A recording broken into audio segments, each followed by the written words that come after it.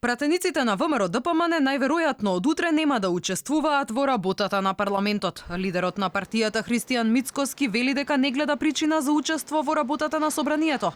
Оти власта, како што вели, отстапила од веќе договореното, законодавниот дом да биде распуштен денес.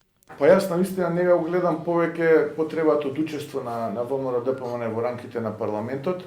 Во текот на денешниот ден ќе имаме извршен комитет, ќе разговараме на оваа тема, ќе биде јавноста информирана благовремено со следните чекори на ВМРО-ДПМН. Предлогот за распуштање на собранието на 12 февруари беше доставен од страна на пратеничката група на ВМРО-ДПМН. Оттаму и денеска побараа предлогот итно да биде ставен на дневен ред. Одлуката беше поднесена поради се поочигледните обиди на СДСМ да проба да избега од договорените избори, иако сите услови за одржување на предвремени парламентарни избори се исполнети.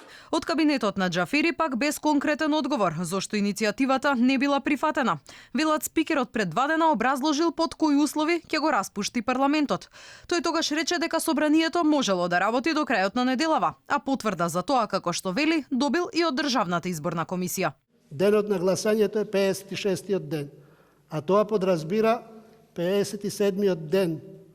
Од гласањето, пред гласањето, мора да се има одлука за распуштање на собранието, за да можам со решението за распишување избори да им ги обезбедам тие 55 дена полни што ги бараат од мене.